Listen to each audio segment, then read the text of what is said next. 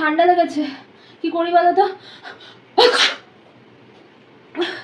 খুব মাথা ব্যথা হচ্ছে মা, কি করি প্লিজ বলো। কি রাতে তো শুয়ে শুয়ে ফোন দেখছিলি, বারণ করেছিলাম ফোন দেখিস না। এখন তো ঠান্ডা লাগবেই, ফোন দেখছিলিস তো। সব তো ফোনের জন্যই হচ্ছে এখন। এ কি হয়েছে, বসে আছিস কেন? কিছু না সেরকম, আরে চোখটার থেকে জল পড়ছে, তার জন্যই বসে আছি। কি হয়েছে?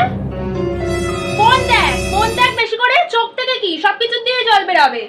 ফোন দেখে দেখে আজ এই অবস্থা, যা পারিস কর। আরে কিছু তো লজিক রাখো কথার মধ্যে, ভাল লাগে না। এ বাবু, ভাত বাড়ছি, চলে আসিস। না এখন খিদে পাচ্ছে না, একটু পরে খাবো। কি হয়েছে, খাবি না? আবার ফোন নিয়ে এখন বসে আছিস? সারাদিন ফোন খেলে আর খাবি কি করে? ফোনই খা। সত্য সব, তাড়াতাড়ি খেতে আয়।